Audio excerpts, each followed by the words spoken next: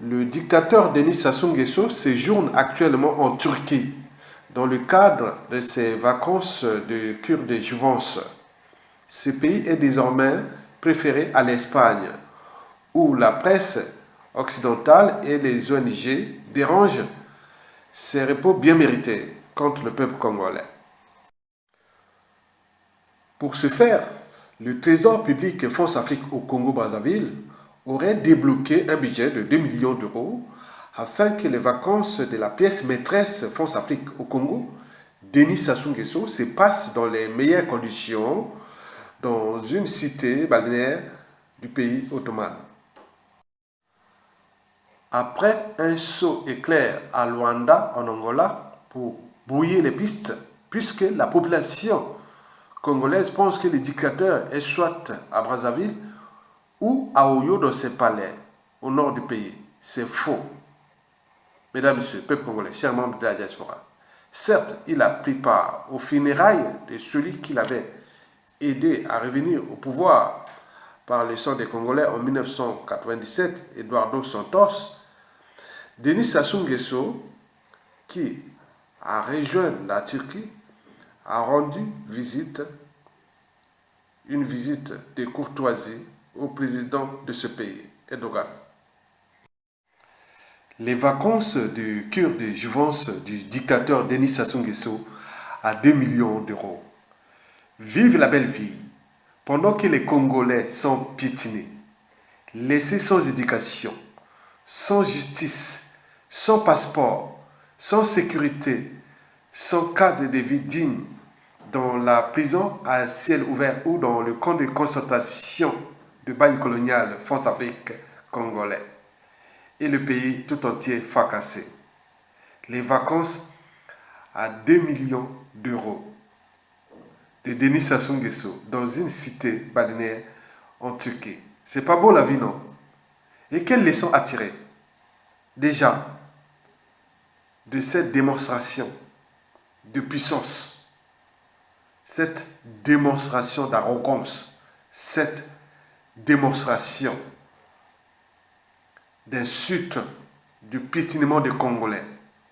Sassou nous emmerde. Et pour cause. Et pourquoi?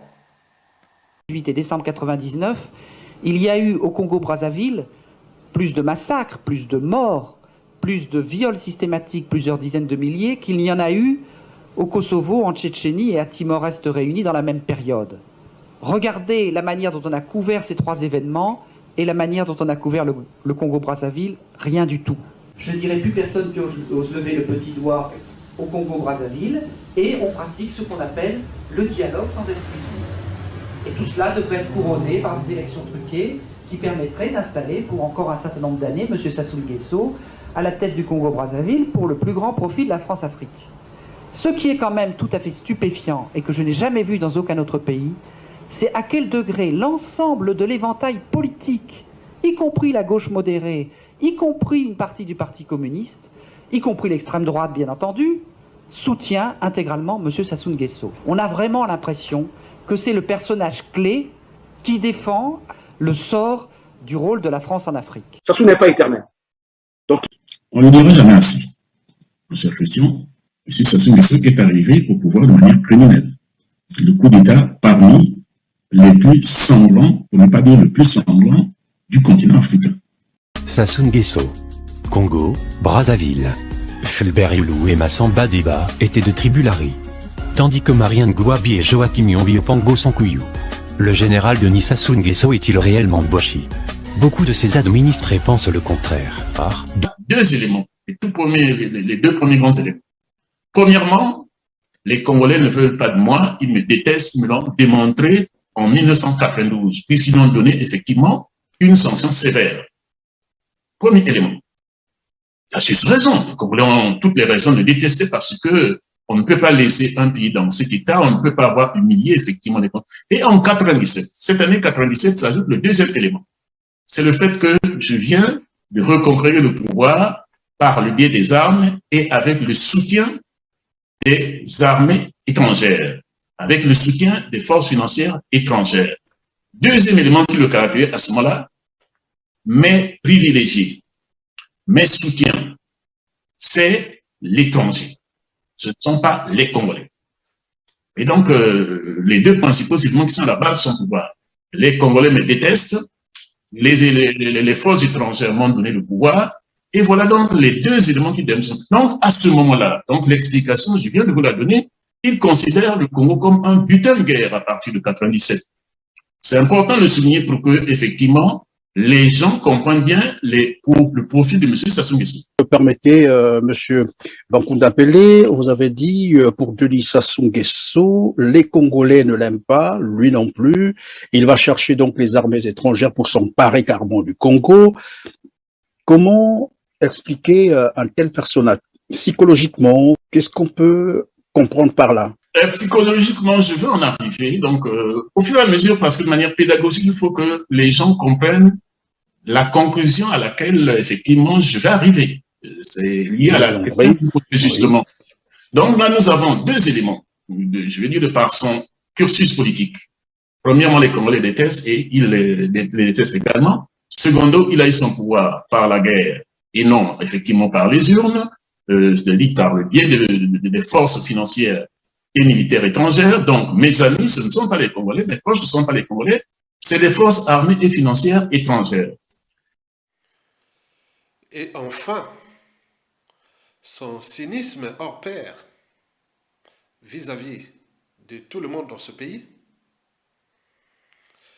est d'une part pour éliminer tous ceux qui font obstacle à son mensonge et à sa mégalomanie.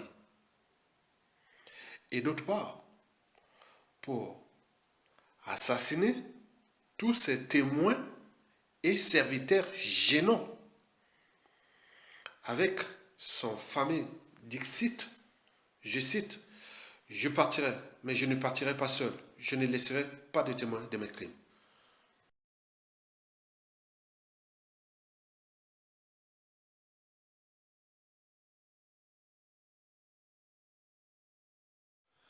La problématique de cette cure de jouvence à 2 millions d'euros en Turquie porte à examiner des éclairages d'abord France-Afrique, puis politique, ensuite citoyenne et enfin éthique et morale, au regard du contexte sociopolitique, économique et humanitaire catastrophique au Congo-Brazzaville. Pour faire tout simple, au niveau déjà France-Afrique, là-bas en Turquie, les gens se demandent, là où ils sont là-bas, parce qu'il est arrivé là-bas une grande délégation. Les gens se demandent là-bas, c'est quoi? C'est une star? C'est quoi? Ils ne connaissent pas un noir. C'est un Américain? C'est quoi? Un riche Africain? Et autres comme nous ne connaissons pas, ils ne savent pas. Non, c'est le président d'un pays. Mais attends, on va coucher avec tout ça? Non, non, non. C'est l'homme de la France-Afrique. Il est soutenu par la France. Il a tué des millions de gens là-bas dans son pays. Il est là, il protège les intérêts français. Il est ici pour ça. Les gens disent, mais Erdogan a des embrouilles avec Macron, mais pourquoi? Non, non, non, non, non, non. Quand les intérêts sont supérieurs, voilà. Donc vous imaginez. Donc les enjeux de la présence de Sassou Nguesso là-bas dépassent même le cadre de la division Macron-Erdogan. Donc vous imaginez. Et donc là, donc les gens se disent, oh, mais c'est pas possible. Donc en termes d'image, la France-Afrique est grillée. Et par la translation, la France. Puisque là-bas, on s'est dit, ah, c'est un dictateur soutenu par la France. Ah, c'est vrai? Ah ben oui, avec tout ce monde-là. Ben oui, ça fait les affaires. On fait les affaires, c'est tout. On dit tout le monde de ce pays-là, tant pis. Mais pour nous, Congolais ou Africains, mais au terme des repères, images, vous dites, mais comment les Africains peuvent accepter ça? Que les gens volent l'argent des trésors publics, viennent faire passer les vacances comme ça. Qu'est-ce qui se passe là-bas? Donc nous, c'est ça. Donc, l'enjeu est de la respectabilité interraciale. Comment un dictateur africain vient s'amuser avec l'argent du trésor public du peuple congolais? Pendant ce temps, la population est dans la merde là-bas. Donc il y a un problème. Les gens se demandent là-bas, mais c'est quoi? Des animaux ou des humains ou... Non, ça ne se passe plus ailleurs dans le monde. C'est que ça se fait là. Chercher dans le monde entier, il n'y a pas.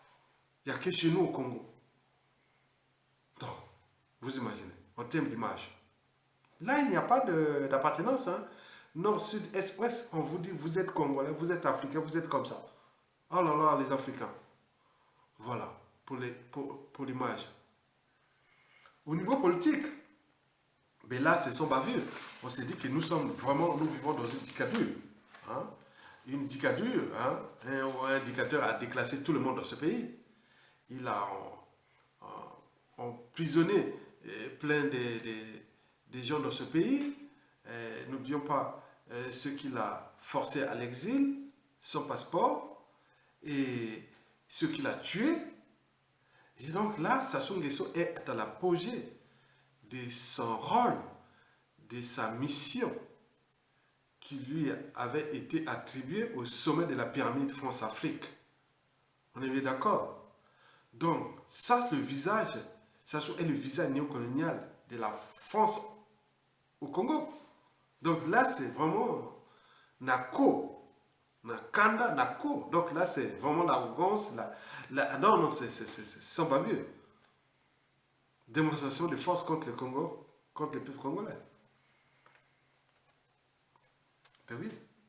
Donc Denis Sassou Nguesso sera bientôt dictateur à vie. Puisqu'il y a trop de secrets, la France ne va pas envoyer Denis Sassou Nguesso à la CPI, au Cour pénale internationale, certainement pas. Ou au tribunal à Brazzaville. Non, non. Il a fait sa vie. Quelle vie? Il est venu piétiner, tuer et autres. C'est vrai. Il va partir là, hein. Ça c'est sûr. Il n'y aura pas, vous allez vous embrouiller après. Tant pis, hein. C'est notre lâcheté collective. Il a tué les familles, il a tué... Non, c'est pas grave. Les autres viendront après vraiment régler les comptes après. Hein. Ça, c'est sûr. C'est sans fin. Dans les situations de lâcheté, les autres attendent seulement le moment qu'ils aient des pouvoirs. Mais dès qu'ils ont des pouvoirs, tout a changé. Et c'est ça le danger qui va arriver après Sassou. Mais pour Sassou, il va partir, hein, sans être jugé, ni condamné, ni humilié. Puisqu'il y a trop d'enjeux. Il y a trop de secrets à cacher. Les affaires d'État, les raisons d'État et autres. Entre la France et le Congo, la France. Non, il ne faut pas montrer que ça soit... Ah non, c'est que ça soit fait au Congo. Mais si l'humanité entendait ça à la CPI, mais attends, c'est pas possible. Non, ça ne pourra pas passer. Et que ça soit jugé au Congo, ah non, non, ce n'est pas possible. Donc nous avons perdu. Ça soit gagné contre nous. Et à cause de quoi? À cause des émotions au-dessus de la raison, des intérêts particuliers, partisans, des conflits d'intérêts au-dessus de l'intérêt général. Et voilà les résultats. Et comme rien ne se crée, rien ne se perd, tout c'est ensemble. Donc ça va s'être ensemble sur d'autres victimes. Donc nous avons la concentration des tyrans le plus élevé d'Afrique. Il y a trop de dictateurs en puissance au Congo après Sassou Nguesso. Certes, ils ne vont pas peut-être tuer les gens, mais le clan et autres vont souffrir comme ça. Hein. Ah ben oui. Mesdames, Messieurs, peu pour moi. Au niveau citoyen, ben oui, vous le savez que la violence, l'injustice, l'oppression, la barbarie et les crimes deviennent les préalables à la conservation du chaos. Donc là, on est quand même dit que ça soit à 100% piétiner ce peuple congolais. Là, on entend là, même au Congo, là-bas, on croit qu'il est à Brazzaville, il est à Oyo, dans ce palais là-bas. Non, il est en Turquie. Il passe les vacances de jouvence. Après, il va venir pour vous piétiner, vous tuer. Peut-être qu'il a préparé les assassinats des prisonniers politiques, changer son gouvernement. Il fait ce qu'il veut. Il fait ce qu'il veut. Et les autres aussi se préparent à ça. C'est ça les dangers. Nous sommes des lanceurs d'alerte. La presse Sassou n'est pas rose. Parce que nous risquons de choper un tyran. Plus dur que Sassou Nguesso. Mais pas contre le peuple. Mais peut-être contre ces gens-là. C'est ça qui se dit, ah non, il faut les conserver parce que ce qui peut arriver après, ça peut être dangereux pour nous. Pas pour le peuple, mais pour nous. Mais comme nous ne serons pas nombreux, et donc on va être emprisonnés, et on va être déclassés, et forcés à l'exil sans passeport, traqués, et autres comme ils ont fait aux autres. Les autres s'y préparent à ça, c'est ça le danger d'un peuple. Passer d'un peuple, on ne sait pas qui est qui. Donc on a compris, donc nous sommes là en danger.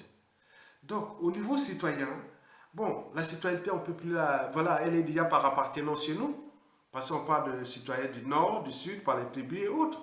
Même si on essaie un peu de corriger que la citoyenneté d'un peuple n'est pas par appartenance. Vous avez les passeports, vous avez les pièces identitaires, les pièces administratives, vous avez tout d'un pays. D'ailleurs, au niveau de la citoyenneté, vous n'avez pas parlé du nord, sud, est ou des tribus ou l'autre. Non, mais nous, on est là-dedans. Et ça nourrit le régime. Et donc, sur ce plan, nous, on cherche à corriger la citoyenneté par l'intérêt général, par ceci, mais ça ne marche pas. Nous, on a mis les appels là pour contribuer au soutien comme nous, on lutte là. Moi, je vous dis sincèrement, depuis 2011 jusqu'à nos jours, je ferai d'ailleurs une vidéo pour montrer au Denis Sassou Nguesso au club.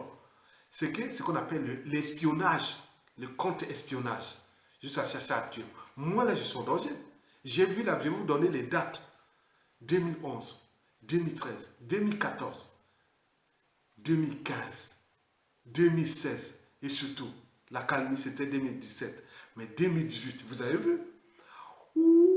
C'était vraiment décidé de tuer. On allait me tuer, cherche à tuer. Mais non. Ils connaissent les méthodes, soit par la balistique ou par les empoisonnements et autres. Donc, on est au cœur de la police technique et scientifique. Des dossiers que je connais bien. Donc, on joue vraiment, attends. Donc, c'est ça qu'il faut dire à Sassou Nguesso au clan. Vous avez fabriqué des monstres. J'ai su que la partie émergée, mais il y a d'autres qui attendent en coulisses. Parce que le chien qui mord n'aboie pas. Hein. Moi, j'aboie parce que j'alerte du danger. Mais les autres, ils nous attendent au moment venu. On en a vu toute l'Afrique. Hein. Ah ben oui.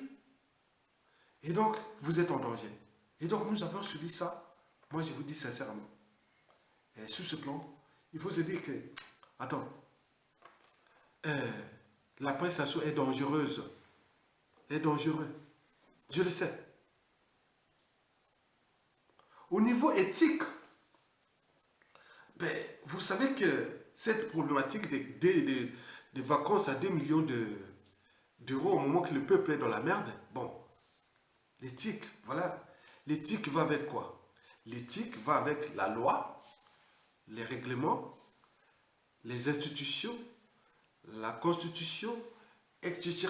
Donc, tout ce qui représente l'intérêt général, ce qui représente le bien commun. Donc, au niveau psychologique, au niveau de neuroscientifique ou beaucoup de choses comme ça, l'éthique va avec la conscience psychologique.